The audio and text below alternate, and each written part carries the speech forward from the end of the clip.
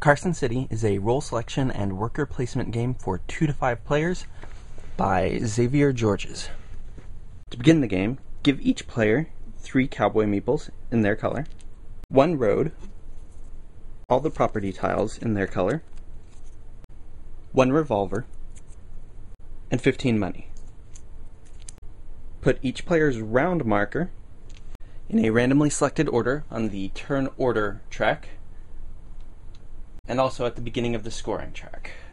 Place the current round marker on its space, the 3-gun marker on its space, and roll the enormous dice to determine where the center of town goes. 4 roads go around the center of town, then roll the dice 9 more times to position the mountain tiles. Make sure the 9 roll cards are along the edge of the board for everybody to see. Place a ranch on the $3 and $10 marks, a mine on the $4 and $12 marks, and 3 random buildings on the other 3 spots. Each player now gets 2 free parcels of land, choosing in first to last and then last to first order. You can even claim mountains or the starting house. Anything that belongs to you can only be used by you and not by other players. And you're ready to start playing. Every turn, players will select a roll, adjust the turn order based on the numbers at the top of the roll, take turns placing their cowboys out onto squares on the action track or on the playing area, and then adjust the turn order again based on who stopped placing their cowboys first. Actions now resolve in order along this snaking path. When placing cowboys, you can place on somebody else's square. If they do, when that action attempts to resolve, both players will roll 1 dice and add the number of revolvers they have, and any cowboys they have left in their personal supply, and whoever wins gets the space, whoever loses gets their cowboy back and may use it next turn. At the end of the turn, players discard down to their roll's money limit, and for every $10 you have to discard in this way, you gain 1 victory point.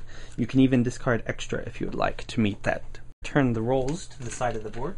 Return the 3 revolver token to its spot. Advance the turn marker 1 space, preventing this space and any past it from being used in the future. Give each player new cowboys equal to the number shown under the turn marker.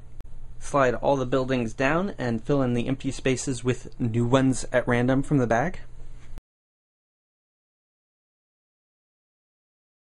The 7 rolls are the sheriff, who gives you an additional cowboy for the turn that cannot attack but cannot be attacked. The banker, who gives you $9 immediately and has the highest money limit. The grocer, who gives you $8 immediately or doubles the income from one type of your income buildings and has the second highest money limit. The worker, who gives you 2 roads immediately and a 50% discount on all building purchases this turn. The settler, who gives you 1 free parcel of land. The captain, who lets you spend money to buy extra cowboys. And the mercenary, who gives you 3 revolvers for the turn.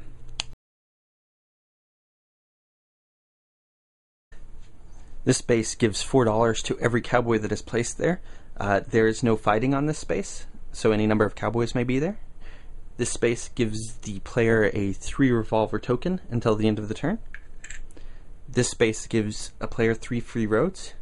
This player gives every cowboy who goes there 1 free road and cannot be fought over, so any number of players may go here. When you get to this point, players purchase parcels of land, which cost $1 base, plus $1 for each structure on or surrounding the space. So for instance, this space would cost $4. Now each building space that has a cowboy on it is purchased at the purchase price shown. Ranches and mines may be placed on any parcel anywhere on the board that you own.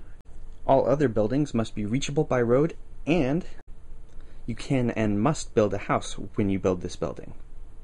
You can build a house on any empty spot that is reachable by roads and that either you own or that nobody else owns. You can even build it on somebody else's property, but they have to allow you to do it. You may place down roads from your personal supply at any time.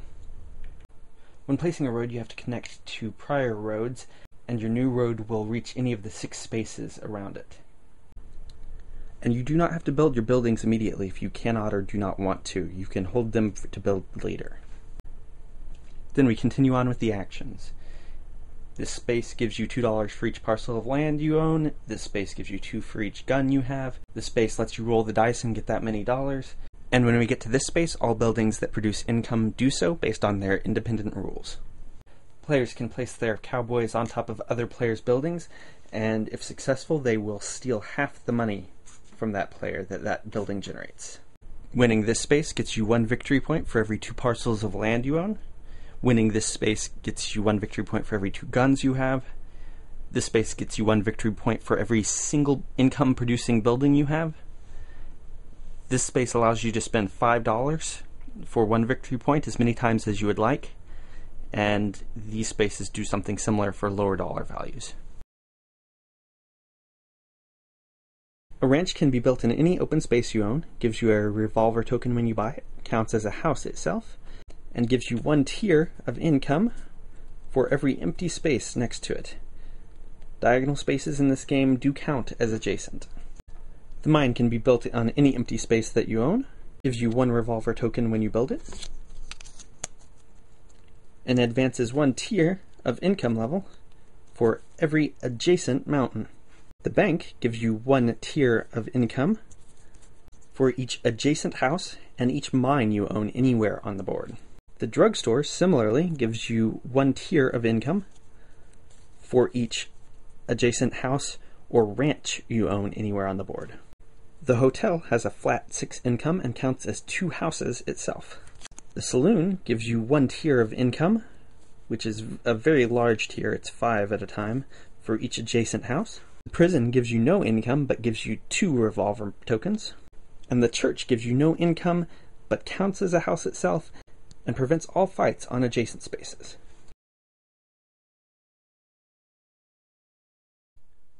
At the end of the last turn, all players must discard down to their roll's money limit, and then may spend $6 apiece for additional victory points, and then get 2 further victory points for each structure built on a parcel they own, including mountains, houses, or income-generating buildings.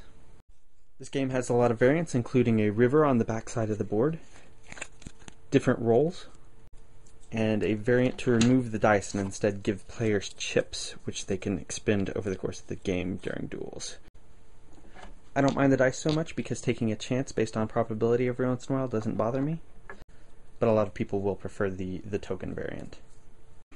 My first time through the game, after about 2 turns, I felt that about 75% of my choices had been bad ones up until that point. So there's a very reasonable learning curve to the game. The worker placement combined with the snaking action track makes it feel sort of like Kalis, so if you like that style of game, you'll probably like this one. I myself am a fan of worker placement games, and this is no exception.